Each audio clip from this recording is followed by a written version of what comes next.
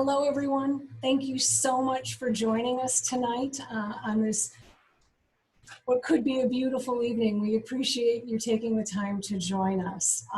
This is a live webinar. Many of you have used Zoom in a meeting format. This is a webinar format. It is a little bit different than a Zoom meeting in that we have designated certain people as panelists. Panelists you will see, you will hear, will be able to share your screen, but participants are participants. So you will be communicating kind of via the question and answer. You won't be seen, you won't be heard. It's a way for us to accommodate 100+ people in this webinar without things getting too chaotic. So thank you. There is a poll on your screen. We wanted to get some statistics on what colleges are being represented here this evening. We just going to be able to follow up on that and make sure that we're meeting everyone's needs. So if you haven't had a chance to do so, if you can please answer that poll and let us know what college you are representing here tonight. And again, I want to thank you for joining us tonight. We have 3 goals for the evening. The first one is to help you to understand what options you might have available for you this in the fall, so that you can start to craft your plan for how you're going to deliver your courses in the fall. And my biggest goal in this is to help reduce some of the stress and reassure the faculty that they have the support and the information that they need to move forward for this, to get ready for fall and to move forward for the fall. Let me just move some of these things off my screen here and then we will get going. So a couple of housekeeping details on this webinar. We're going to ask you to ask questions via the question and answer option in the bottom of your screen. So if you roll your mouse over your screen, you should see a Q&A pop out. If you can use that to answer your questions, we will be monitoring the questions. We will try and answer them as we go along. If not, we might save them for towards the end of the webinar when we will drill through the questions. And if we aren't able to get to them tonight, we will follow up individually with you with any questions that we're not able to answer this evening. Finally, the webinar is being recorded. We'll make the recording available to everyone who attended as well as the entire LTU faculty. So those of us who couldn't join us this evening will still get the information.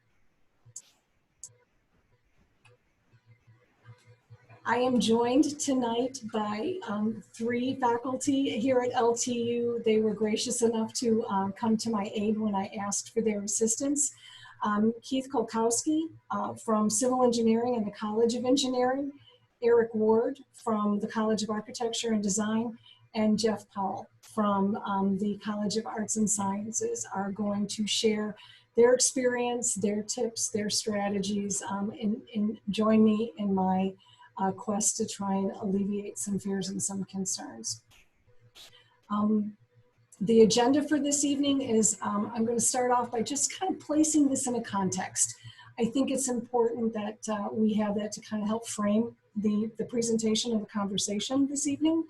I'm also going to talk about some options that you might consider in planning your course for the fall. I'll share some of the pros and cons of each of those options so that you are informed and can then base your decision on that information. Then I'm going to hand it over to our faculty panelists for them to share their information. And we have tried to leave a good chunk of time for questions. If you have questions, use that Q&A. You'll be responded to by the people in eLearning who are assisting me in facilitating this webinar tonight. Scott Lehman, Marquita Poinsettia, Bethany Martindale. If you want to ask your question live, we can unmute you and you can ask it and we can respond live. If you're not comfortable, just type your question in the Q&A and we'll answer it without having to join us with your microphone. So with that, let's hop in. We want to open campus. The research that we're seeing from students is that they want in-person classes. This is a study from May. The way things are changing from minute to minute, day to day, the data might be different if we were to ask this question, and where we would ask this question. Florida students might have a different answer. But when the survey was conducted by Niche, which is a large higher ed marketing program, they found that overwhelmingly students wanted to attend class on campus. LTU is no different than the rest of the world. We're trying to find a way to open businesses, open restaurants, open schools at the K-12 level and at the higher ed level, and find a way to conduct our business safely. That includes the safety of our students, the safety of our faculty, the safety of our staff. That is paramount and needs to be considered in all of these decisions, and finding the balance between opening things in a way that's safe, that promotes those safe behaviors, that limits the number of people that are in close quarters together, that allows for social distancing, are things that definitely need to be considered, and that LTU is considering and has been. There have been various committees made up of leadership and faculty from all of the colleges looking at all of these options and figuring out how we can open campus and conduct our instruction in safe ways. But we're also trying to balance that with our desire to make sure that we're delivering a quality experience to our students. We don't want the integrity of LTU instruction to be compromised. We're trying to make sure that doesn't happen. We want to provide flexibility to our faculty and students. Every morning the news has something else that we need to react to. We don't know what's going to happen in the beginning of September, end of September, beginning of October. It's all in flux. So we need to come up with a plan that provides that flexibility to faculty and students. And from a business perspective, LTU needs to find a way to do that does not add excessive costs. We know there's going to be some things that need to be purchased to support instruction this fall, and we're working with the colleges and the departments to identify that and to make those purchases. We're going to talk about that a little bit later on this evening. But my goal is to kind of show you that we are working on all of these things. It isn't just that we're blindly opening campus. We really are trying to do so in a careful, mindful, safe way. And that we think there are some options to find that balance. And that's what we want to share with you this evening. So one thing that I also wanted to share, again, to add to the context, is that what I'm going to share with you tonight, we understand that what will work in the College of Architecture and Design for a studio class, for example, will likely not work for an engineering lab course.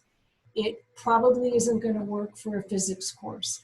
There's not a one-size-fits-all solution for this. Furthermore, what works for one instructor may not work for another instructor. I teach, I have a teaching style. If you force me to teach in a manner that isn't my style, it's going to come across as a little jumbled. So again, not one size fits all. Some colleges, some departments have developed their own specific requirements. College of Engineering might be taking an approach that differs from the College of Architecture and Design.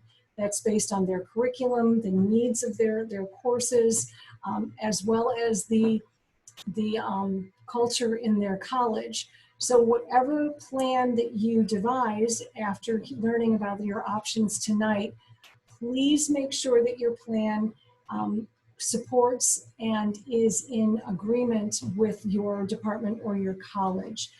I will help you with options, but we need to make sure that we're in alignment with your college. And I also want to acknowledge that some of the things that I'm going to share with you tonight are going to require some additional planning. Again, I'm sharing with you, I teach instructional design and evaluation. I know it well. I can do it almost in my sleep. I can walk into a room and talk about instructional design and alignment and assessment strategies. But that may not work for me this fall. The show up and teach approach that I know and love, I might need to tweak a little bit. So I want you to be aware of these four elements. I understand that I'm asking you to consider things that you might not want to consider, but if you do, I think it will help things in the fall go a little more smoothly. So there are three main buckets for how you can deliver a course. We all know on campus, we lecture, we come into class, we present our content. We might have drawings or PowerPoint slides, some kind of visual aids that we use to communicate our curriculum. All of our participants are in the same room. We interact live during class. We can smile at each other and see each other, and you can read students' faces when they don't concern what you're saying and respond automatically. I can have students do additional activities outside of class, but that interaction is in that classroom. Assignments and assessments are all facilitated in the classroom. And really the only audio or visual equipment I need might be that projector that's in that room or that monitor that's mounted on the wall, my laptop to connect so I can show my slides, and I can walk in a room and do my thing. We know that it's comfortable. We've been doing it this way for ages, and for the most part doing it very effectively. Some of us have taught online, and there are different ways that you can approach an online delivery. You can do synchronous in Zoom, which is what many of us jumped into in spring when we had 1 week to move online. Class met on Tuesdays at 2 o'clock. We met Tuesdays at 2 o'clock in Zoom. You can also do online asynchronously. I can put my material, my lectures, my assignments, all of that online, and students can access it at a time when it's convenient for them, as long as they're maintaining to the course schedule. In that type of online delivery, whether it's synchronous or asynchronous, we're all doing the work from our own individual environments. If you taught this spring, you were Zooming from your home office or your kitchen. Our students were participating from their own places. We were all using our own equipment. The laptop where we knew all of the settings, where we had everything readily available and that we knew how to work. It worked. All we really needed was a stable internet access. What we're considering doing this fall and what we're asking you to kind of plan for is a mix, a blend, a hybridization, if you will, of that campus face-to-face teaching in a classroom and that online teaching. And I do want to acknowledge that for some of us, when you hear hybrid or you hear blended, it has a very specific definition. Don't let that term get in your way. What we're looking at, what we're asking you to consider is what elements in your course do you need to keep on campus and what elements could be moved online or outside of the classroom. That's that blending. That's that hybridization. Content can be delivered both face-to-face in a building here on campus and online via Zoom and recorded and posted in Canvas. Participants can do, your students can do some interaction in a classroom here on campus, and other interactions can be done online. Assignments can be completed both places. Exams can be completed both places. It varies on what you want to do as a faculty member, your course, your curriculum, and your teaching style as far as how you want to blend those things. But on campus, online, and hybrid or blended is just stirring the pot in a way that puts those things together purposely and effectively. So knowing that, we're going to ask you to craft a plan. You need to make sure you're incorporating the 3 key ingredients to your course, the things that you do naturally because you're faculty. Deliver content, engage students with interactive activities and things that reinforce your curriculum, and assess their learning. Whatever plan you come up with, if you have those 3 things, you have half the battle done. But we're also asking you to consider partnering with LTU, how we can keep you and your students safe. We also need to consider that whatever plan we have in place today might need to be changed tomorrow. If the virus spikes here in Michigan, I think we're all fairly confident that our instructor will not hesitate to issue another stay-at-home order. So you need to make sure that your plan is resilient and can move completely online very quickly. So when you're crafting that plan, make sure that you're mindful and thinking of those concerns. I know this is a busy slide. We're going to take a couple of minutes to talk about it. But these are some of the options that you have to craft your plan. If you are going to be teaching in a classroom here on campus that is big enough to accommodate your students in a safe, socially distant manner, you're good. You can come to campus and do your thing and interact with your students and deliver your course. You're fine. We can provide that safety and that security. You can conduct your course as you see fit. But we ask you that you can consider, just be mindful of some things that if we have students who are ill or are quarantined or can't come to campus for some reason, we need to kind of have a plan B for those students. We also need to be mindful of what happens if we need to go online tomorrow. So making sure that your plan can be both flexible and resilient is that plan B option. Some of you might have students who are not local, or I'm sorry, you have students that are local, but your classroom isn't large enough to accommodate social distancing. If that's the case, your department chairs or your colleagues at the college level are going to be reaching out to you most likely to talk about what your plan can be. What can we do to help you with that?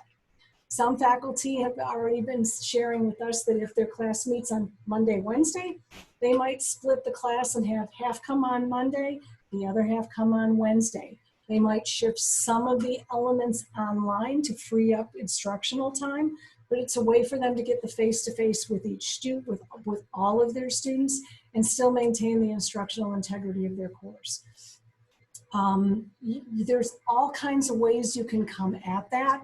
It's going to be different for everybody based on your curriculum and based on the needs of your course and based on how we can do that safely. If you have a big 3-hour course, maybe there's a way to split people.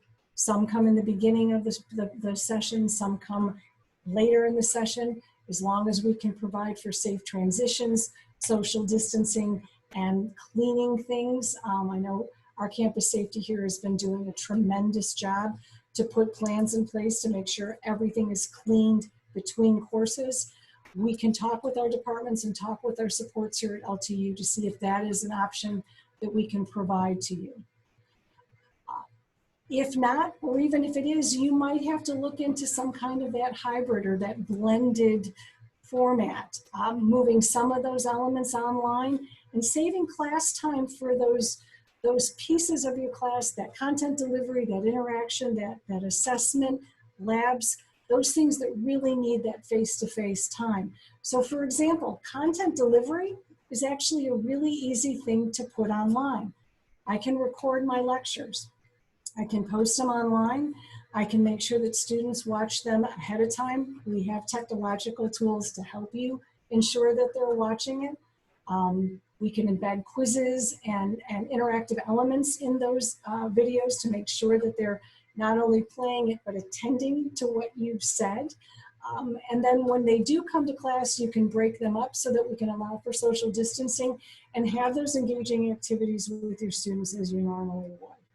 It provides flexibility. It can maximize your ability to use that face-to-face time effectively. And it also provides you an option for how to react quickly if campus were to close. Downside is that it takes a lot more planning and preparation. And we still have some things that we need to juggle. But it is an option. Again, all of these have positives and pros and cons. It's finding the right combination that works for your class. One option that is being discussed here at LTU that I want to take just a few more minutes to discuss is a form of a hybrid or a form of a blended class that we here in e-learning and in IT have affectionately referred to as the broadcast method. So I come to my class, I have some students in my class, I have other students that are at home participating remotely, and I'm going to teach my class in the Arts and Science building. I'm going to connect my laptop to the projector in the room so that I can have my displays show for the students in the room. And I'm going to fire up a Zoom meeting, and the students remotely are going to attend class via that Zoom link. Again, I'm broadcasting a live class out remotely, hence the broadcast term. That's technologically doable. It's instructionally doable. It will work. But I want to share some things with you that I'd like you to consider so that you're not surprised by some hiccups. That takes some instructional juggling on your part. So I'm looking at the camera, talking to you tonight. I also might have students in my room going back and forth, making sure that we're engaging both audiences. You need to be mindful of that if you're going to take this approach. Getting the audio from the classroom, both my lecture and any conversation that happens in the classroom, into that Zoom meeting so that the students remotely can hear things. If there's a question in the back of the room, if the microphone is here local to me at the podium or at the lectern, the students remotely won't hear that question. I'm going to have to be kind of diligent in repeating that question so that the students at home will hear that question before I answer it. Also, I have to be aware that students remotely might have questions. So coming up with a plan so that I can monitor a chat or ask a student in the classroom to help me monitor the chat so that if a student at home has a question, we can answer that student in a timely manner when that question is most relevant. Being able to connect my laptop not only to the projector of the classroom, but share the screen in the Zoom meeting so that students can see what I'm talking about, as well as the students in the room can see that, as well as the students remotely. There are technological tools to help you do that. We've asked all of the colleges to give our IT department and e-learning their equipment needs, and we are looking, doing our very best to accommodate the requests that we've had so far. But I do want to tell everyone on this call, the entire world is trying to do this. I don't know if you've been online at Amazon trying to find a webcam or trying to buy a headset microphone. They are very hard to come by, and they're also being scalped. So what I might have paid $20 for, I'm now paying $100 for. We're doing our best, but the inventory is very low. We've gotten orders in already. We're making those available, but it's just the nature of this COVID crisis that we find ourselves trying to navigate. And again, all of these scenarios, all of these options are available to you. We just need to make sure that they align with your department and your college plans and their expectations, and that you have a plan for what if campus closes very quickly and we all have to work remotely. I'm sorry, I meant to go to this slide earlier. This is just a short diagram of the things that I wanted you to consider if you do that broadcast option, how you juggle all of those variables to make sure that the audio and the visual elements are being shared both ways, and that you're able to not give up the things that you want to do in your classroom. So many of us will be having a conversation with our students, and we'll want to go to the whiteboard and map out and illustrate or diagram what it is we're talking about. You don't have to give that up in that broadcast method. You have whiteboard options. You can annotate on your screen. Zoom has a wonderful whiteboard. You can do those things. You just have to be aware of them so that you can do that in a way that both your remote students and your campus students can see that. And this might be where I pause for just a minute to put in a plug. Tonight, we're not going to get into all of the how-tos. How do you do all of those things? My goal tonight was to share with you some options to kind of get you thinking about your plan. E-learning and the help desk and IT services are here to help you. We have right now 3 Zoom sessions each day, and one on Saturday and one on Sunday, where we will walk you through how to do all of those things, morning, afternoon, evening. As we get closer to the semester, we're going to add more of those to go from 3 a day to 5 a day and so on to make sure that we can accommodate all of your schedules. We want to make sure you have the support you need to be able to use the tools that you will need to support your plan. I know many of you might not know what class you're teaching in yet. You should know soon. They're done looking at all of the space and all of the equipment that we currently have and are going to be doing some shuffling to make sure that we're using our spaces effectively. Once you know that, when you're considering your plan, take a look at that physical space. If you want to do that broadcast method, are you going to have the ability to plug everything in? Some of our classrooms don't have plugs that are conveniently located. So you might want to just consider those kinds of things. Lighting, making sure that when you're standing in front of the room, talking to both your students and a camera, that you're not this little gray shadow. The available equipment I already mentioned, and making sure that you're comfortable with the instructional strategies that you might need to adapt to teach in that way. Just some things that we will help you with when you start to formulate your plan. Now, I'm going to hand it over, I hope that wasn't too much of a steamroll through all of that, to our faculty panelists. They've been teaching there for a while. They know the issues involved here. They've been involved in many of the conversations with their colleges, and I'm going to turn it over to them. First to Keith, then to Eric, then to Jeff. Just some questions to get us started. I'm asking them to talk about what their own plan is for the fall.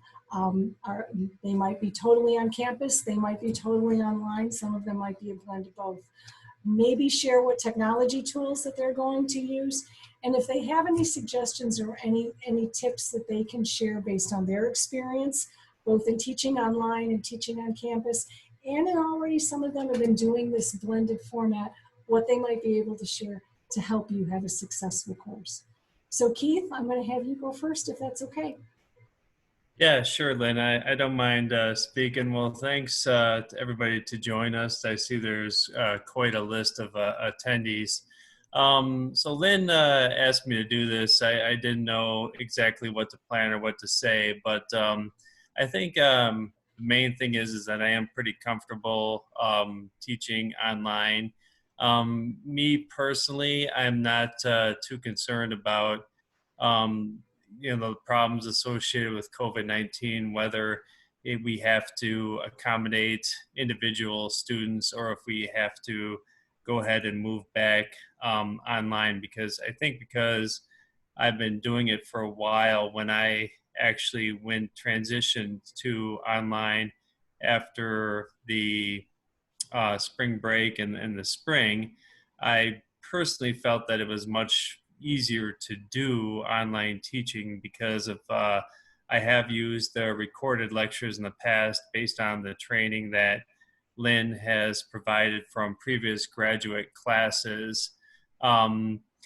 So I know that all the graduate classes are going online. So depending on the content and how technical it is, you might want to consider doing the recorded lectures for your classes this fall.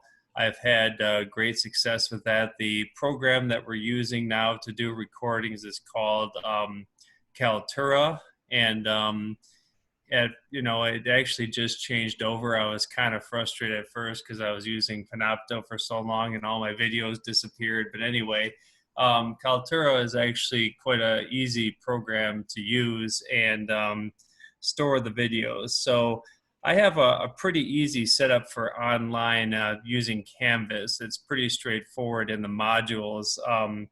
I have all the video recordings set up for 1 week along with the lecture materials. Kind of my modules are set up by week in Canvas, and I've never had a problem with a student being able to follow that format. I will say though that I taught my first online class this summer, which I'm teaching right now, and the undergraduate students are not quite as diligent in keeping up as the graduate students. So that is something to look out for. If I were to do it all over again, I would probably move to a more hybrid online approach where we do have some Zoom meetings, or maybe we do a lecture together each week and then another lecture, with a recording or something. I didn't really plan out the summer with the time thinking I would be meeting them 3 days a week. It's obviously easier for me to do recorded lectures, but unfortunately the undergraduate students didn't respond as well, and these were seniors. So I do recommend that you do have some live sessions with these students combined with your online recordings. Um, as far as, if we were to only have a couple of students to accommodate in class, I know that I am an instructor that uses my computer to broadcast the lectures. So my primary recommendation would be for even the faculty that aren't used to it in the College of Engineering is to try to computerize most of your lecture notes for the upcoming fall, in case you either have to accommodate just a few students, or if your material does indeed have to go online. So that is something that I would recommend. I know that the College of Engineering has been purchasing technology to help us with the sound when we're teaching in class. I'm not sure yet how many occurrences we have to use that technology for, but I think that would really help with the Zoom sessions. But the only way that I can think it's going to work is if you're using your laptop, because you can project the same stuff in the Zoom session when you share your screen as you're projecting on the board. I do not see this working if you are an instructor that still uses the actual chalk, which is something a little bit concerning of mine, because I do write on the board as side notes, but I think I'm going to just have to do what I do during my regular online lectures and just use my my little pen and just kind of write on the screen next to my lecture notes, which also I've done in class, and that works as effectively as extra side notes on the board. So I think that there are some fears in going to online, but I'm hoping that, and in my department and in the whole college, that everybody kind of adapted to it this spring. So in the end, I'm not sure what else to say, Lynn. What else we I have think going that on here? I Yeah. think that's good. Okay. I think that's helpful. Thank you. And just for the record, we got all your Panopto videos back, right? You did, yeah, you did. They were a little, Good, yeah, I good. was a little bit nervous about them at Props first. to Marquita. Marquita, well, yeah, and I will say that e-learning is very helpful with helping out if those situations were to occur. She was working all weekend that one weekend. I was actually trying to do other stuff, so I was, as Marquita wants to talk on Zoom, it was kind of annoying. But anyway, We aim to just kidding. I please. like to, yeah, no, it was great. It was We aim very, to very please. helpful. Good. So if anybody in the college needs any assistance with working through the Cultura videos, if I'm pronouncing it right, they can feel free to stop by, or anybody else, of course, from other colleges too. I'd be willing to help, but I'd be, of course, you can go to e-learning, but I guess it works if it's in the college. You can stop by It and sure I can show does. you how It to sure use it. does. Thank you. All right. Good. Thanks, Keith. That's great. All Thank right. you. Thank you. Eric, you ready to jump in and share your suggestions? Your plan? Excellent. Very good. Everyone, Eric Ward. I teach at the College of Architecture and Design in some of the technical courses. Let me very quickly first share my screen here. Oh, it's not actually, Scott, do you want to give me permission to share the screen? Let's see if we should be able to do it now. Very good. Okay. What I want to start out, so you can see now a quick take on my Canvas presence regarding the classes I do. What I want to do is emphasize that a lot of us at architecture have been working on, we're mindful that there are the different teaching modes, lab, say, seminar, and studio. What we've tried to do is minimize lecture as a physical thing that we do anymore. Most of us have attempted to, or are attempting to, flip our classes and record all the lectures, such that the idea of talking for a long period of time doesn't really take up what we spend our time with the class anymore. You'll see here, what we really have tried to do is put forth a very organized approach to how we have the material done on Canvas, so that the structure is there. Here are our lectures, for instance. They're all right there. As Keith had mentioned, our module structure is clear. They can get to it quickly. They see where it's at. It projects the presence of being highly organized. And it allows us to use this as something to leverage off of. So I'll unshare that and reshare one more thing. Okay, we'll come back to this in a second. All right.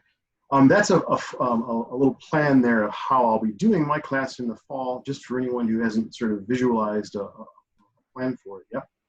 What I want to say is that we're approaching this really as, imagine if online learning, if the non-classroom mode was perfect, in the sense that it's really done so well that we're seeing on ground as just an augmentation of online, meaning we can now do 120% excellent job on ground, while online is a good 100%. If you take that approach, then what we're seeing is Zoom is the backbone of it all. A continuous Zoom feed during the class that the instructor is part of, as well as the students. And so that's how I'll be managing the class that you see on the screen right now. You can see me roving around, or you will see me roving around here as an instructor with my laptop and Zoom and a headset mic. The students will all have their laptops and Zoom and earbud mics. And the remote students, as well as the in-class students, will all be communicating through Zoom. We're assuming and planning for that they'll be both in-class and remote modes together all the time, every classroom, totally simultaneously. So it's not quite the broadcast mode that Lynn was speaking about. It's actually flipped. It's really taking a Zoom session at 100% and simply putting some of the students together with me in the room, which is actually a great advantage, because I can then triage the students and find out a lot of what needs to be done even faster than I can online. But the idea is that if we force everything through the Zoom session, it's all recorded. I will have a headset and can hear all the students' questions, and I can ask the students to share their screens. And so essentially I can command the classroom pretty well while I rove around amongst my students in class. All that said, it essentially turns it into one continuous synchronous session for every class period. And whether the students are in the room or whether they're not, actually doesn't have any impact on the way the content is packaged or presented. So we pretty much can respond to anything that happens. And just so you know, actually I did this 2 semesters ago, the spring of 2019, when there were snowstorms.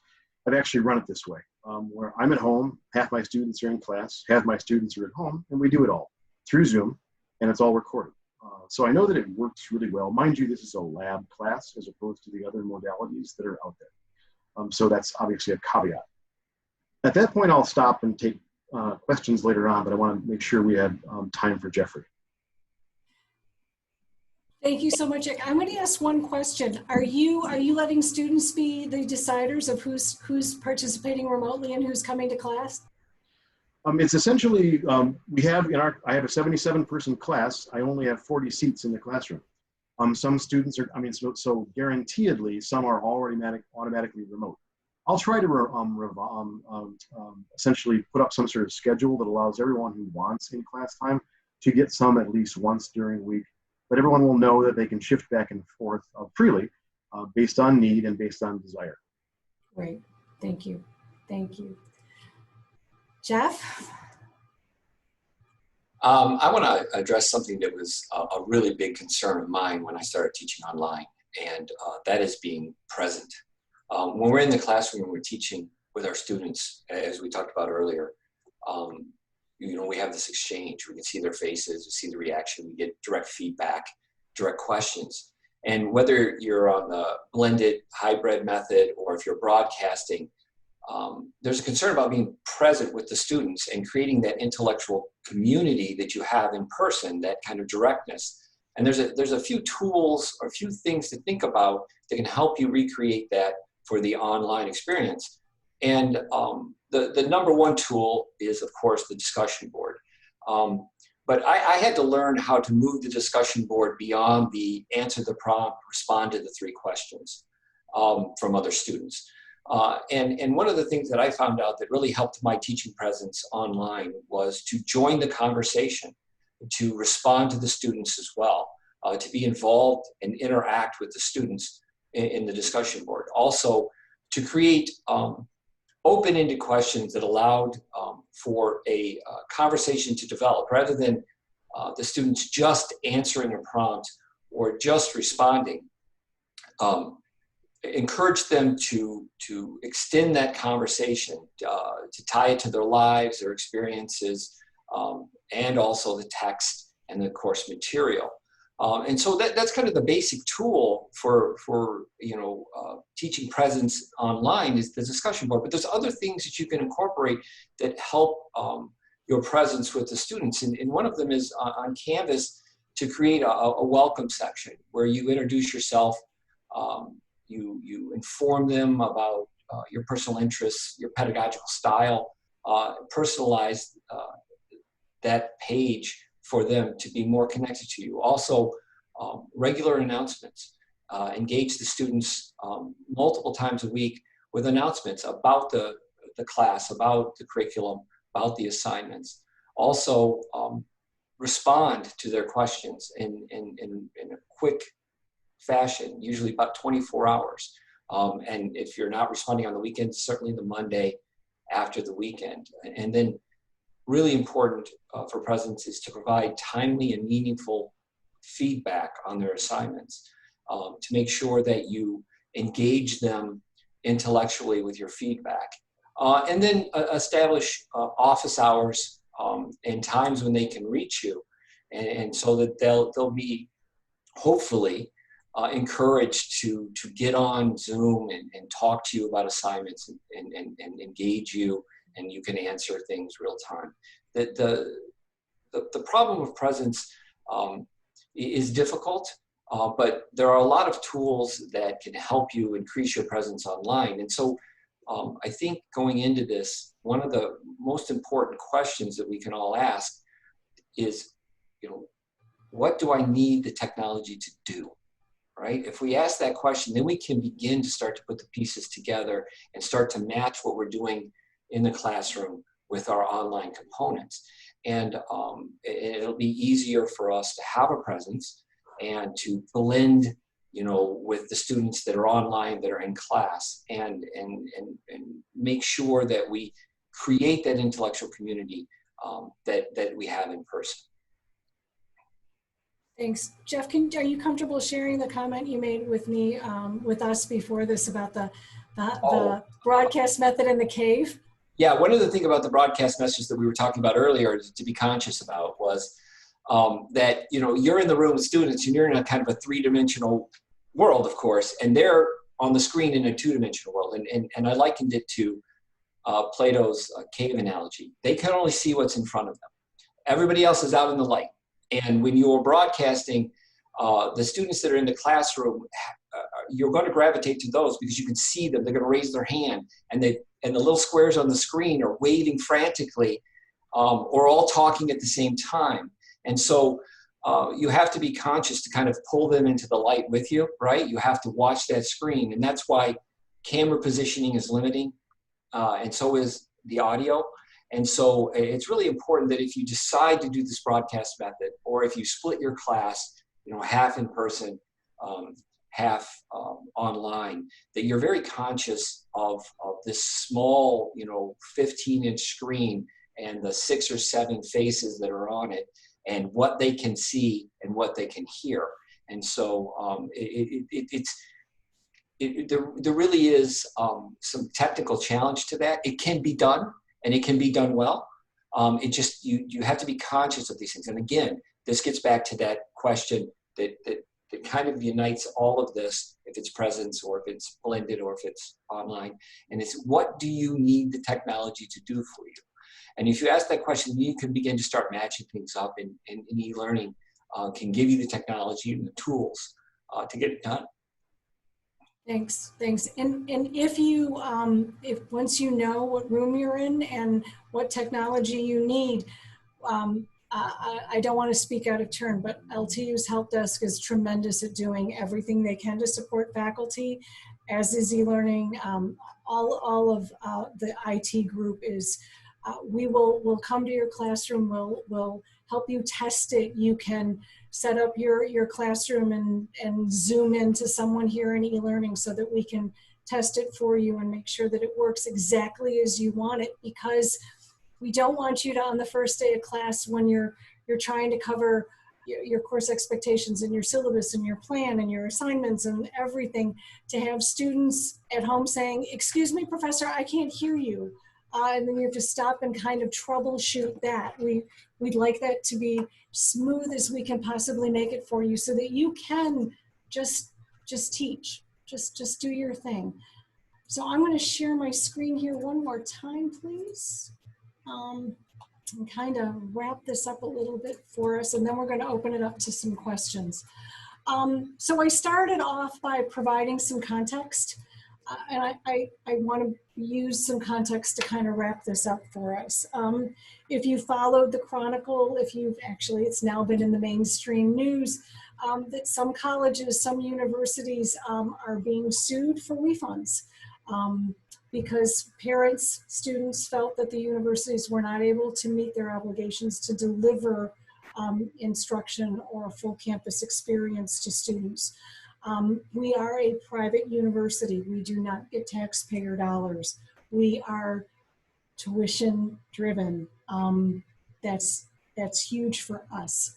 That can't happen here. So we're doing everything we can to deliver the quality experience and what students are expecting from us. Second thing is, once again, I hate to be redundant, but things could change tomorrow. So whatever plan you're crafting, please have a plan B. We want to make sure that you can make that transition easily, that you have what you need to make that transition, so that you can just keep on teaching.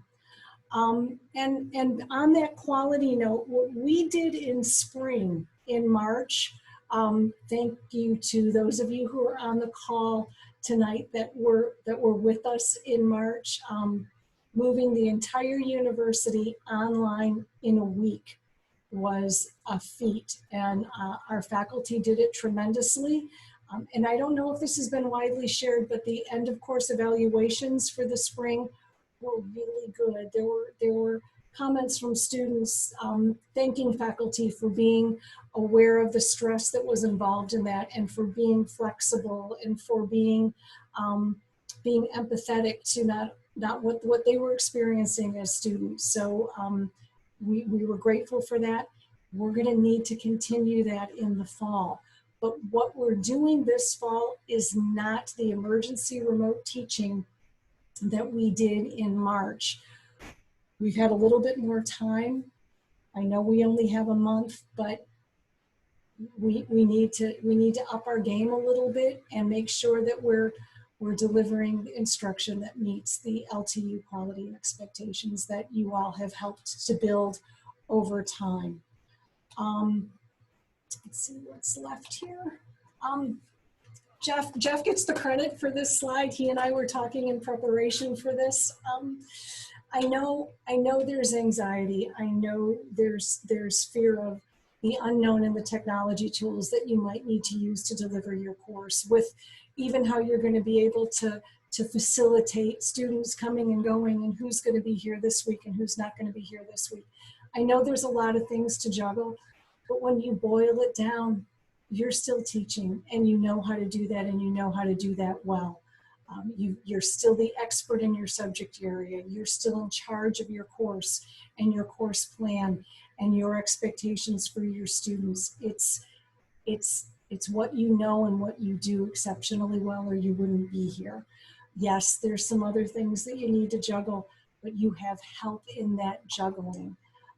You've got a small army of people between the help desk and e-learning and IT services and your colleagues in the departments to help you answer your questions and help you to accomplish whatever you want to do in your plan. So the keys to take forward from this: start with your syllabus. It all starts with your course and what you want to craft. Take a look at those ingredients, how you're going to deliver instruction, how you're going to plan for that engagement, how you're going to do your assessments. What technology tools do you need? Coordinate with LTU to get them, and then craft a plan based on those resources that you have available to you. Again, take us up on our offers to help you practice those tools, and be patient.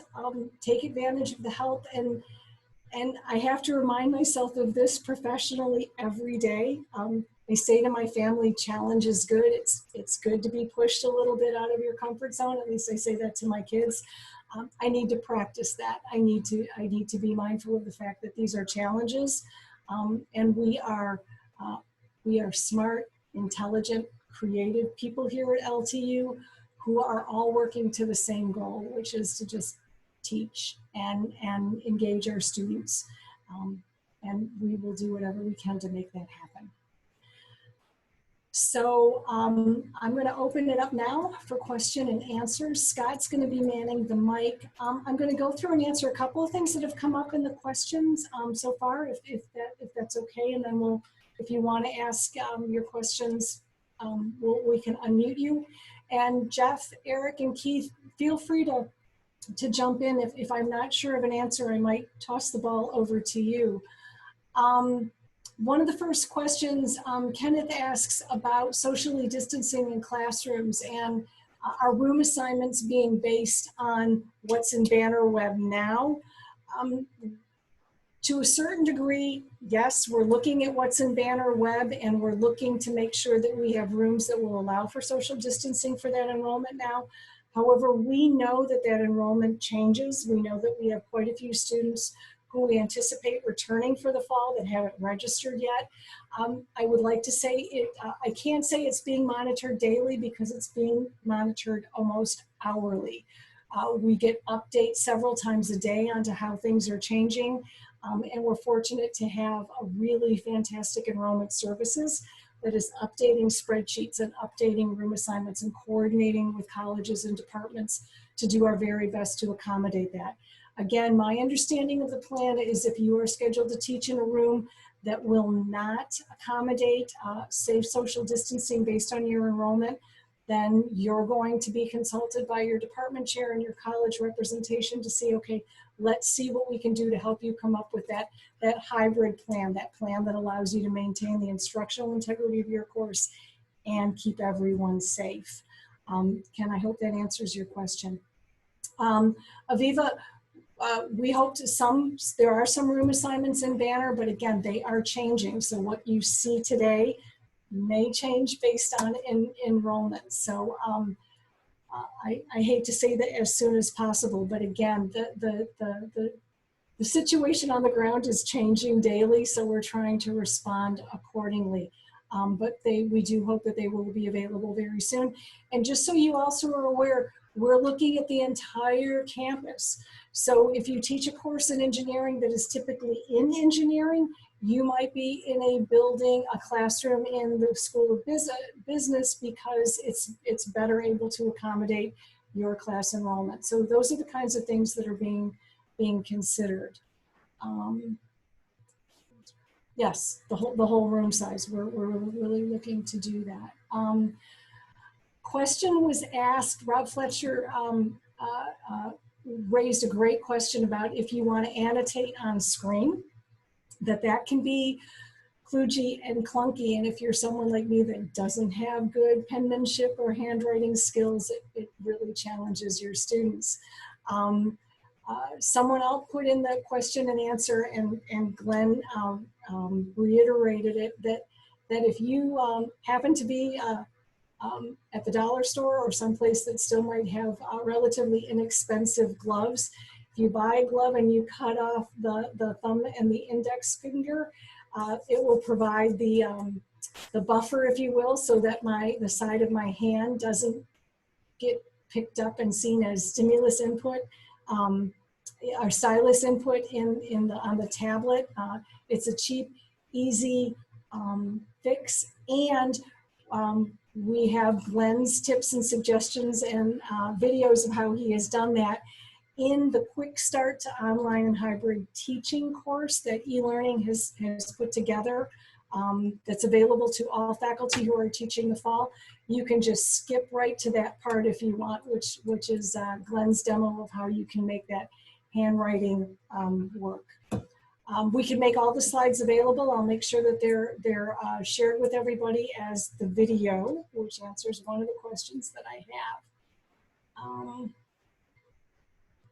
So published documentation can be used to confirm that we at a class level are. Susan, I don't know if it's documented. I do believe that the departments are communicating that with all of their faculty. Susan is asking if the departments and the colleges have communicated their additional requirements, any specific things that they're asking faculty to do related to how meeting sessions and what combinations of on-campus and online might work for them. I don't know if it's been documented. That's kind of up to the college leadership as far as how they're communicating it. I know there have been meetings. The president just emailed faculty and students an email just a few hours before our webinar, kind of going over all of the options. I would encourage you to reach out to your department chair just to ask that question. I don't want to misadvise any faculty member. I want to make sure that the faculty are supported, but then I'm doing it in a way that matches what the college expectations are. Okay. Thank you. Yes, you can also disable the touch on the tablet as well. Eric, Matt Cole is asking for a follow-up on what architecture is doing. So all of the students in the classrooms are on Zoom with earbuds, and you're going to be lecturing on your screen in Zoom through screen share and recording that in the Zoom cloud. That's right, actually. And so Matt, or everyone, I was speaking, and I want to be mindful that I'm speaking about a lab class. There are other modalities that we have going, of course, seminar and studio that are handling it slightly differently. So my particular arrangement is largely based on the need for demonstration in the lab mode throughout my class. Most of us do have our lectures taken care of, but if we're doing what I was describing, it's going to require a room about the size I've got, and the students won't all fit in it. So all of us are planning for having guaranteedly students online at the same time, remote, at the same time as we're in class. Was there a specific technology question that you had, or Lynn, can you clarify? Scott, Scott can unmute you and you can actually join this conversation.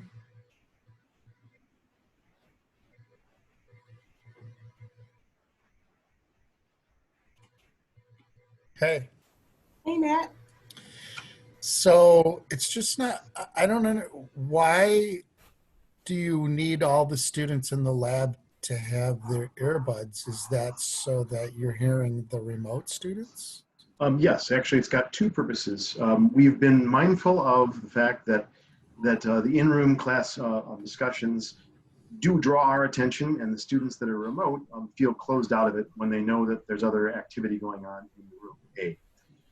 B, if I have everyone on Zoom at the same time and I have a headset going, then I can take questions from anyone remote or in the class. It seems quite odd from an on-ground perspective, but as I said, if you flip the whole idea to where online is the norm and on-ground is the augmentation of it, then essentially it's the same as a really good online class, except some people happen to be in the same room, although it looks quite odd for those of us who teach on ground. Did that help? Yeah, so you are making a notification early before or during week one, you got to bring some sort of headset to classroom. Yes, it's required. So that'll be one of our requirements. All students need earbuds and earbud mics. So that'll go out. I'll send out an email to them probably this next week, so they have a month to try and acquire those. If you don't do that and you have multiple students in a room, also on a Zoom, you're going to get all kinds of audio repetition, people hearing each other twice. It just creates some noise. To the degree that we've developed a really good etiquette, online etiquette throughout the spring, where the students know to take turns and they don't just blurt, we'll continue that etiquette forward into the on-room situation, and there'll be norming, obviously. But essentially, if we are all mindful of taking turns on the Zoom channel, we can make it work.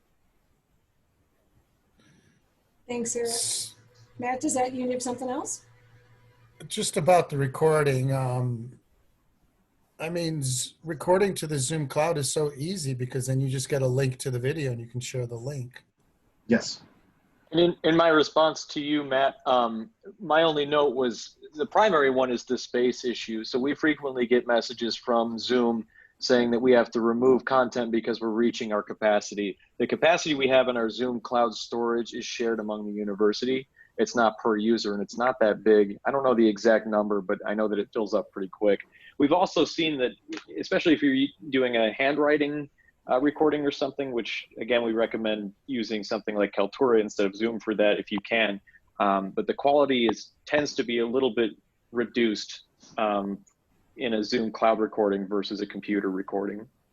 Can I offer too, Matt, and Scott, one way we reduce that is as soon as I'm done recording, I offload the MP4 to YouTube, and I have them all accessible as links in my Canvas to that. So we solve the space issue by doing it that way. Right, and that is one thing with everybody's LTU Gmail accounts. You have basically an unlimited amount of space to upload YouTube videos with that account. It's a great secret. It's an extra step, but it saves space, and you can produce a higher quality with that route. And quite frankly, you develop, and again, in my case, in a lab situation, a lab memory. Every bit of lab instruction and every question you've answered throughout the entire semester remains accessible to the students. So I'll title the videos about particular things, and they can use them as reference resources.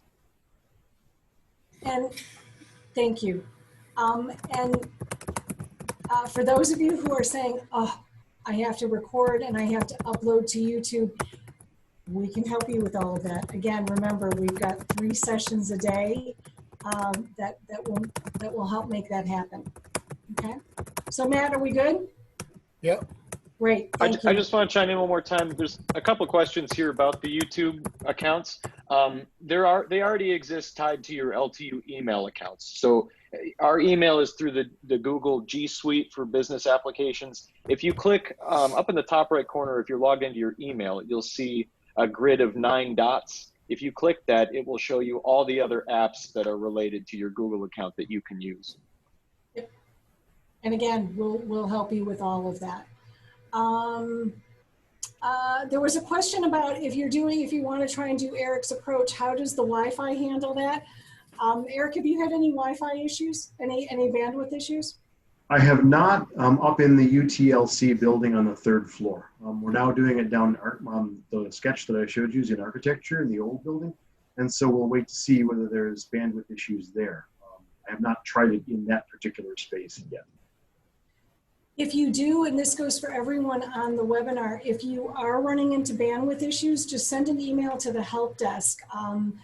They will come, people will come and do speed tests, and if we need to, we can try to add another access point or do something so that we're sure that you have the internet connection that you need to run your class successfully. We can certainly try to do that. I'm just scanning through some of these. Rob is asking about Zoom groups and teams. Rob, do you want us to unmute you and Eric and people can talk about that? You can do groups in Zoom. You can also do breakout rooms, which are really, really very helpful. So they're super effective, and that's what our seminar folks are using. So if you're teaching a seminar class, that's how they're turning the Zoom time into productive time using breakout rooms. Go ahead. And if you don't know how to do that, we can help you learn. We can help you test it. It really is it's a way to simulate what you would do in a classroom. Everybody comes together, and then you can have Zoom put them in groups, or you can put them in groups manually so that people are in the right place. And then they can just go off and do their thing, and then you can bring them back and have them report out. And you can also wander between the breakout rooms. Yes. Once I set them up, I can literally just jump from room to room as the instructor, pop in, chat for a bit, talk about things, and then move on to the next one. So you can simulate, as it were, walking from room to room to room, talking to the small groups. It's pretty cool. Right. We're getting a couple of questions about exams. So I might ask you three to share how you manage exams. If students are not in the room physically with you, and we're all comfortable with what to do if we're all together. But what we might be faced with in the fall is having to facilitate exams with students in multiple locations. So if you want to share, if you can, your strategies, I can talk about what e-learning and what the university can provide as far as support with that. Yeah, my approach is I have to consider that everything's open book. There are really good proctoring tools online, but they don't solve all of the problems. And so I approach it thinking that they have access to material. So when I design my test, I take that into consideration, where I don't ask simple content questions that can be accessed very quickly on a cell phone or on a tablet. And so my online exams are designed with that in mind. And I think if you keep that in mind and you structure it, utilizing the proctoring tools that are there, and they're pretty good, but keeping in mind that you have to consider that it's open book, and you build it around that, you have a better exam. We in liberal arts write a lot of papers, and we do a lot of essay exams, although there are some multiple choice things here and there, but we incorporate that online thinking that they're going to have access. So the question is going to have to be something that they're going to have to create, to synthesize, higher ordered learning questions as opposed to just looking things up.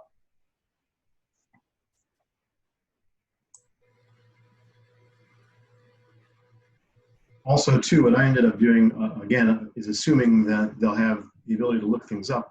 I proctor the exam online myself as a class period, with cameras on and sound muted, but cameras on, with me able to look out and see their faces as they're doing the exam. So in a sense, it's like another class period. And I really do believe the psychological aspect of seeing your professor looking at you while you're taking the test does have some impact. Granted, it does have to be the kind that Jeffrey was speaking about, not answers you can just look up. Yep, and that's another approach for you. We had a question about online proctoring tools. Canvas, if you want to give your exam in Canvas, or have Canvas kind of help manage that exam, it does have some good tools, shuffling questions, time limits, shuffling answers, providing some controls. If you need more beyond that, and if we're not able to bring students on campus, call e-learning, call me, and we can talk about what other options we have available, what other things we can do, what other people we might be able to free up to help with that live proctoring, what other services we might be able to engage to make sure that you're maintaining the integrity of your assessment, which is vital. But there's lots of ways to do that. For those of you who are teaching math, certain engineering courses, very calculation-based kind of exams, I want to try and hook you up with Patrick Nelson, who is the chair of our Math and Computer Science department. He has put together a great way to do assessments in his calculus, differential equations, and those kinds of approaches. So we can tap him for his expertise in that area too. I would like to respond to one post that was just made. Harry posted that I am planning on using a synchronous recorded, plus I'm also going to record it, Zoom session while I'm in the classroom. I bought a wide angle camera that's going to be looking at me and the whiteboard behind me. If it works as well as you were in face-to-face classes, the one minor problem is to make students to not talk at the same time. I want to caution you if you're considering that. We have tested that. We have tested we have production quality cameras here at Lawrence Tech. We have hooked them up into Zoom. We've put them very close to a whiteboard and shot the camera at the whiteboard. We have not been able to simulate that with success. If an instructor is writing on the whiteboard with a back to a camera, the students cannot see what's being written. Even if you try to finagle the angles of those cameras to kind of get around an instructor, the writing needs to be significantly large for the students to be able to see it at home. If you want to try that, please test it. Again, I don't want you to be in the middle of a lecture and go to illustrate something or diagram something on a whiteboard and have your students at home all saying, we can't see that. It works much better if you can share your screen and do those annotations on the screen. And Elin shared a great suggestion. Rather than using the Zoom whiteboard, if you think that's a little clunky, you can add a couple of link slides in your PowerPoint. I sometimes will just open up a Word document and switch over to that Word document so that I can write and annotate and diagram to my heart's content. And I don't need to worry about constantly just flipping a whiteboard or adding another slide. It's a way to kind of keep that continuous flow. In some respects, it's like I have an unending whiteboard. So please, if that's what you want to try, test it first. Lynn, if I could just add to that too, we certainly don't want to say that has never been successful for anybody. And obviously, if you've had success with that at other colleges and even before at LTU, that's great. The one thing to keep in mind, and that this is actually a consideration we've had in discussion with IT as well. Once everybody's back and everybody on campus is running their Zoom sessions at the same time, that will eat up the bandwidth. It's not infinite on campus. So when we have 25 people in one class logging into the same Zoom session and 6 or 7 rooms in the same hallway are doing the same thing, trying to get into one access point and one node in a building among a campus of other buildings doing the same thing, we don't know if we don't know the resolution that Zoom may go down to. It is dynamic. It does tend to get a little bit worse with higher traffic. But again, testing is key, and testing in that actual situation where everybody's back on campus is going to be the real tell for that. Again, have a plan B, build in that flexibility. Unfortunately, we just have to worry about that. Jeffrey, yes, smartboards would be nice. We do actually have a few rooms on campus, specifically in the management building on the second floor, I know, that do have smart projectors. You can connect a USB from the projector to your computer and write directly on the board. There have been similar issues that have been described, like writing on the tablet with writing on the projector, in that it's not the clearest. There are some jagged lines, but those features are available in those classrooms with the wall-mounted Epson projectors. That goes for all the projectors, I think, or most of the projectors in the new Taubman building as well. Yeah, so we can, again, I think those are going to be high-priced real estate, but we can certainly do our best to see if we can accommodate that. But again, you have a laptop that hopefully will be able to give you some of that functionality, and that you can share that out. A couple other questions, and again, if we don't answer your question, I will follow up. Rob asked about the research on flipping. It's mixed. There have been some studies that found it to be a very effective strategy. There have been other studies that I've read that have found no significant difference.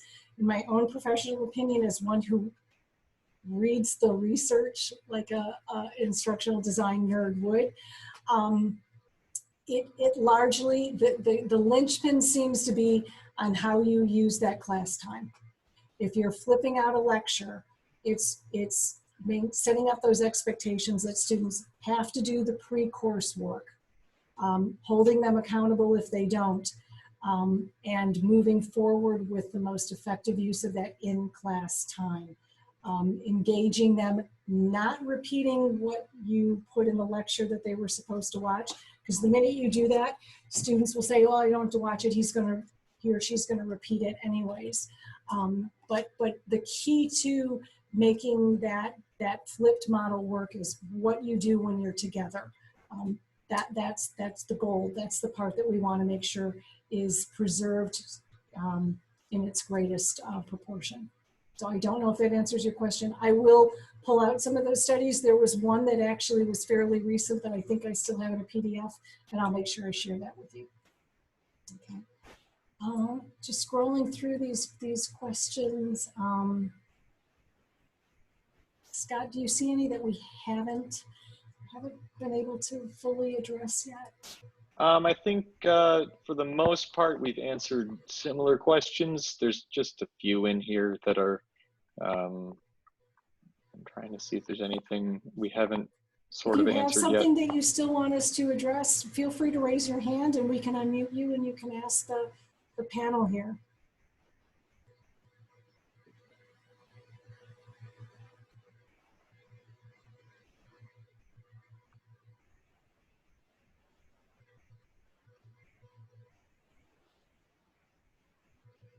Scott, we've got two people. Can you promote them?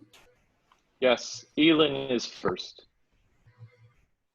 Hey, thank you for all the great information and enthusiasm so that we are starting on the right page here moving forward. I do have a question, and this might be more to Lynn.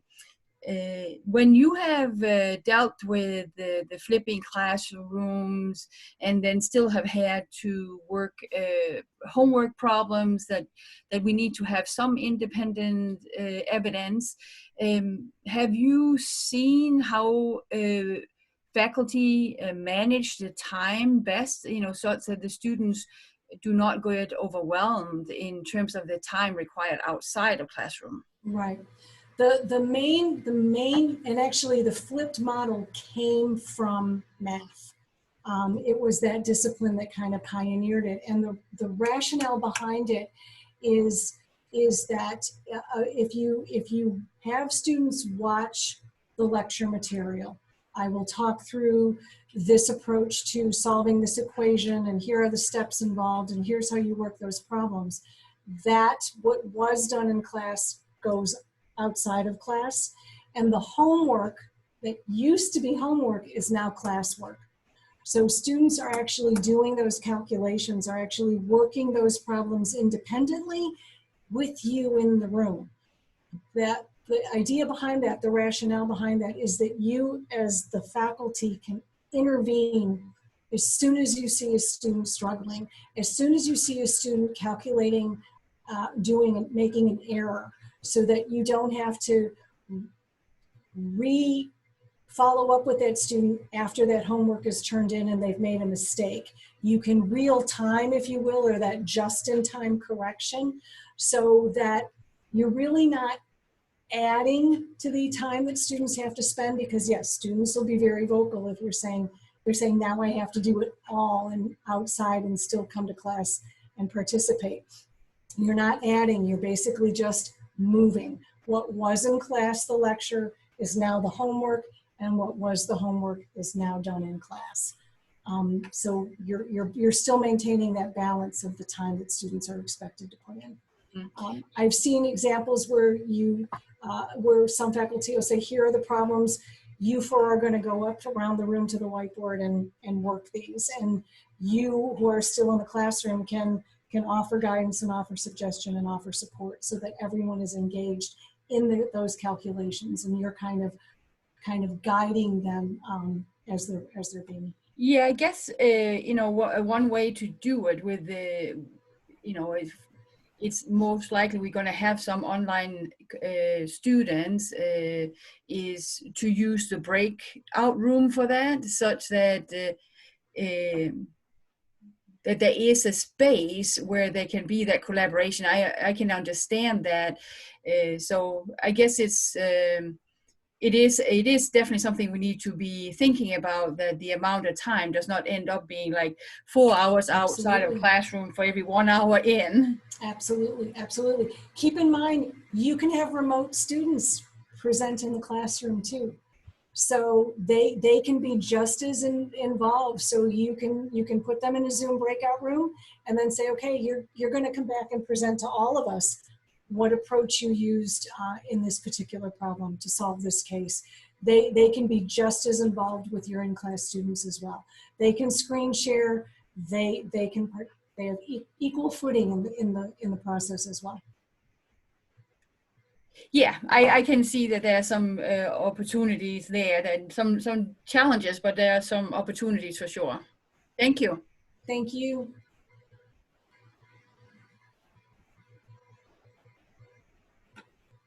Scott, do we have somebody else? Scott is the webinar czar here at LTU, in case you didn't know that. He's the wizard behind the curtain controlling all of this. I've just allowed Fausia to speak.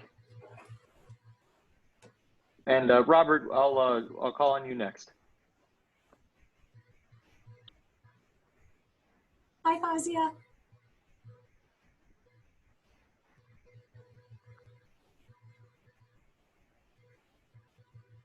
Did we lose her? She's on, her mic is muted. Okay, my microphone was muted, sorry. So I had a question, like how you can in real time correct the homework. I got here my answer while Lynn was talking, because I can make the breakout session and then screen sharing with the student, and that's how I guess I can monitor the homework as they were completing it. Good. I'm glad you got that answer. And we're glad to help you test any of that if it's going to help you. No, I think that's a useful idea. Thank you. Sure.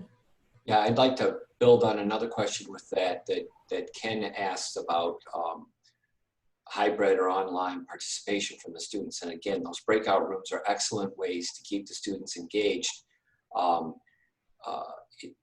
When you put them in smaller groups, they're more active than just sitting and listening to you talk. And that's also what Lynn talked about in flipping the classroom, and using that online time for the exercise, the working problem, rather than just the lecturing. And so those two things together really increase student participation in the classroom, rather than the passive experience, or what we call present absence, right? They're there, but they're absent. And that is a very short attention span when you're in that paradigm. So the breakout rooms, the groups, and flipping the classroom and using that time on Zoom to do the exercises, the working problems, the analysis, keeps them engaged. And I'm sorry, I'm going to piggyback on that. Everything you say makes me think of something else. In my experience, in many ways, it's easier for me to manage my students or to monitor my students in an online, in a Zoom session, than it is in a classroom. So I tend, because in some respects I'm closer, I can see faces. I have to really pay attention when they're in the classroom to see if they're kind of zoned out. And then I might call on them and ask them a question in class. I can do that same thing in a Zoom meeting. So what I want you to know is that you are every bit as an instructor empowered to call on students and have the same interactive expectation in a Zoom session as you would if they were here in the Arts and Science building. Don't let your students hide. Okay. And just one quick, I was going to say, I want to just build on what Eric said earlier. The breakout rooms or the groups, his excellent point that as a professor, you can jump in, and there's no way to be passive when suddenly your instructor's in the room. And that leads to my point earlier about presence, right? You're coming in, you're leaving, you're going in, you're checking in, you're moving about the classroom. And so they can't sit idle for long because one, they know you're coming and they don't know when. And so they have to be prepared when you show up. And so it keeps them engaged. Yeah, good point. Thank you. Rob Fletcher, I've got your mic open now too. Hi, Rob. Hi, hello. Thank you for taking all these questions that I've been throwing at you. I appreciate it. There's kind of two approaches here. One is kind of the pedagogy and the issues related to, style and approach to teaching. And then there gets down to the nitty-gritty mechanics of actually making it all work, the technical stuff. And so there's kind of a mix of things. And one of the things that keeps coming back is some of these technical glitches that really, I have a good idea of what I want to do. I know what kind of pedagogy I want to utilize and draw upon, but sometimes the technical glitches just get in the way and they drive you crazy. One of them is, I think it would be, I don't need this tonight, and we probably don't need it tonight, but it would be really helpful if someone at the university could provide a minimum recommended internet speed for students to have. What kind of and what kind of things, maybe even what kind of laptop they should have. Of course, all this depends on what kind of demands they're going to have on other people in the house or where they're living that's going to use the same internet. But I think we need to provide some sort of minimum internet speed for students that says, hey, make sure your internet provider has at least this speed to make sure Zoom works, to make sure you get the audio working. Because I found this to be a terrible problem in the spring. Everything was fine on my end. I upgraded my internet speed to, the fastest that I could get from my house, but students at their house didn't have that. So yeah. I don't think we need to have the answer tonight, but before the semester starts, especially with graduate classes online, we really need to make sure that students have the best connections and the best available access. And some of them just have incredibly slow, laboriously slow internet speeds, and then they're complaining that they don't get a good signal. Yes, and that'll disrupt your class. Yes, correct, exactly. Rob, and that's a good point. And something that was brought up with IT in one of our discussions the other day is a lot of internet providers for homes. You can get the gig speed where you get 1 gigabit download. Yeah. But maybe the upload speed is not nearly that high, and that's the thing that most people don't think about when they're signing up for their home internet access. Yep. They're mostly downloading. They're streaming everything these days. Not as much uploading, but now with this work from home and using Zoom all the time, it's a big consideration, and a lot of people don't know that. So that's a really good point. Yeah, and so if we could have something that gives students, and it should almost be like in a formal email, that's really very clear. If you do not have this, you're going to have problems with your class. Well, point well taken. I have a note. I will get with the help desk and see if we can craft that and see if we can get that out and repeatedly communicate that to students. And that's great. Thank you. And also let them know some tips. I know in my house when we went online in the spring and we were all conducting work remotely online, I told my kids there's no streaming of Netflix when I'm conducting business online, because that would just slow everything down. So even increasing the awareness of that might be helpful too. Another fallback too you can use is cell phone hotspots. That actually produced good results sometimes to switch over to a cell phone hotspot. And one more thing, if I can piggyback on that, Zoom has an app for your cell phones. So if your home internet just is not clicking and you still need to at least participate so that you are involved in class, you can download the Zoom app and put it on your phone and participate on your phone too. So we need to do e-learning. Lawrence Tech needs to be better at communicating all of those options to our students as well. Thank you, great suggestion.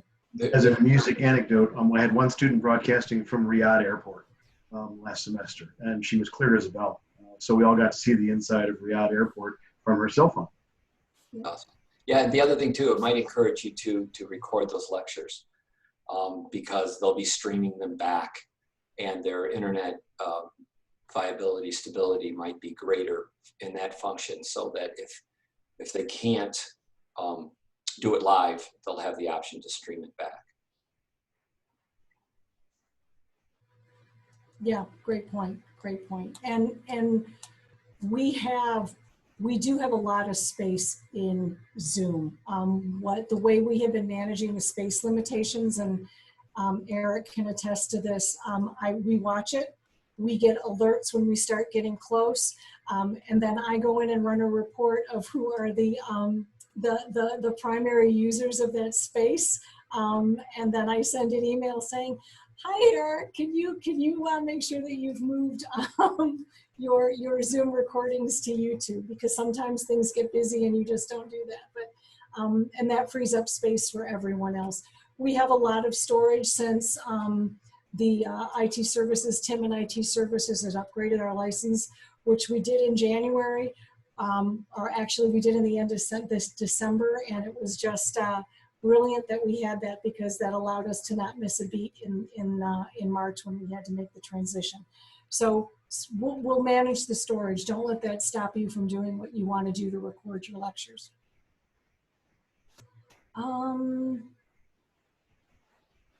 Can we reasonably present students to bring it to a single student? The question about what the cost that we can impose on students. What I think we can do is make sure they're aware of what we're recommending, and certainly encourage them to accommodate that. I don't want to go so far as to say we can make it a requirement. I'd have to have some conversations with some others before we had made that a requirement. Sorry, Ken, I know that's kind of a vague answer. Scott, you might know the answer to this. If we're recording a Zoom session, it's not going to get the breakout rooms, right? I believe that is correct. No. That is one of the downsides of limitations, or one of the limitations of breakout rooms. Yeah, actually, I actually have that page pulled up right here. I was just telling someone else about breakout rooms. If the meeting is being cloud recorded, it will only record the main room regardless of what room the meeting host is in. If local recording is being used, it will record the room that the participant who is recording is in. So as the instructor, if you've got breakout rooms and you hit record, it will record only the room that the instructor is in. Now you can allow other participants in your meeting to record, and just tell one student in each breakout room to record that session. But that requires the students to do that and then Get you the link. Upload it back to you, yeah. Which many of them are happy to do. I've had a number of people appoint themselves as TA. Just Right. They can do it, they know how to do it, they're happy to do it. And just to clarify, that only works when you do a local recording. With a cloud recording, it only records the main room regardless. Yeah. But if you have if you want to tell students, look, at some point this week you need to get with your group, talk about a group project, you can have that group record that session and share that with you. It removes any questions about who contributed what in a group. the technology actually has allowed, in my opinion, the group projects to run more effectively because there's more documentation of the group performance. Just another tip. Another useful item is durable Zoom links that are active beyond the classroom and that become class meeting spaces where they can do that recording. So if you make your links active for more than just the class time, that encourages the use also. Right. Michael, students told you that they prefer to watch quick videos rather than go back and watch a whole class recording. Yes, we're all guilty of that. I want the short condensed snippets. What do I need to know? Don't make me watch an hour video when I can get it in the first 15 minutes. Unfortunately, that's the mindset. I think we call that the YouTube generation, short little video clips. If it works, fine. Sometimes it helps to break up your content into smaller chunks for a couple of reasons. It keeps students more engaged. It diminishes that zoning out phenomenon that we sometimes see. But from a technological standpoint, smaller video files upload faster and download faster and work much easier on a mobile device. We run reports to see how our students are connecting to Canvas. We are shocked consistently at how many students are connecting to their Canvas courses on a mobile device. That was eye-opening. So if we know that about our students, if you know that about your students, that should give you some further rationale as to why keeping those video files short is going to work in your favor and increase the likelihood that they'll actually be watched as you intend. To the degree that you're able to, it takes a lot of discipline, but I organize my class in groups and I'll do separate recordings for each group so that it's easily tagged in that way and it cuts down the size of the video. Yes, excellent. Just scrolling back through these. Michael, you can't edit a Zoom recording in Zoom, but you can download a Zoom recording as an MP4 and edit the MP4. And if you want to know how to do that. Yeah, sorry, if you do a computer recording, it automatically downloads to your computer as an MP4. That's true. I'm assuming everyone's recording to the Zoom cloud. Yes, if you have the MP4 either natively on your computer or you download it from the Zoom cloud, you can edit it. And if you want to join one of those e-learning help sessions or schedule an appointment with us, we can show you the software available to help you do that. I think, are we getting there? I think maybe.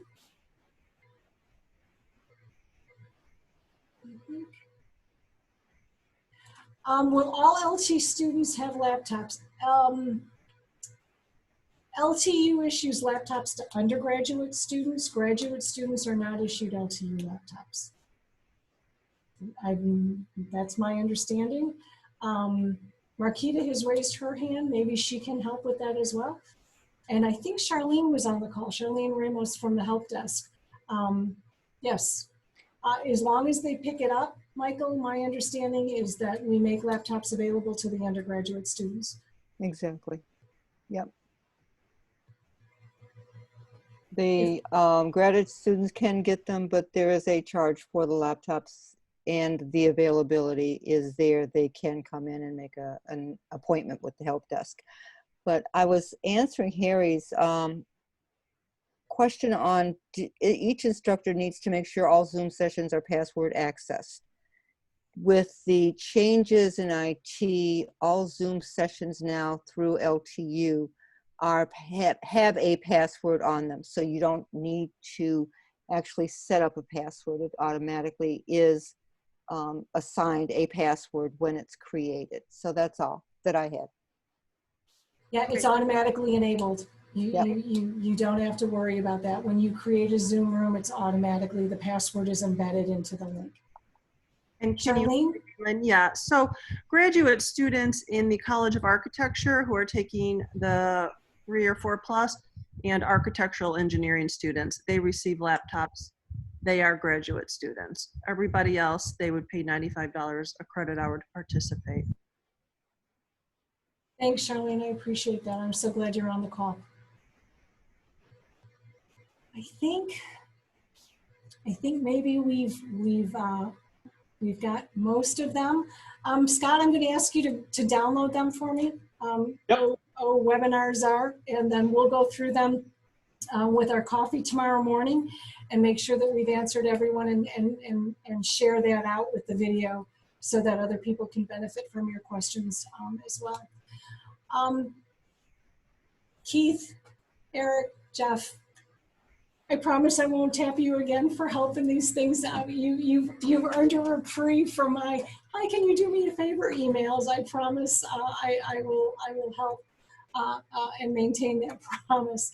I hope this was helpful. Again, my primarily goal was just to show you what options were available, help you start to think about a plan, but I truly hope that we calmed some fears, made you feel a little more confident in being able to face fall. It's crazy. We never thought we'd be doing this, but here we are. But you teach well, you know your students, you know your curriculum. Don't let all of the technology and the other requirements that are being placed on you get in the way of you just continuing to do your thing.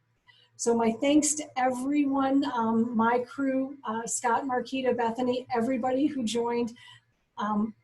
Thank you for being a great receptive audience, and just know that we're here to help you any way we can. Thanks everybody, and have a great night. Thank you.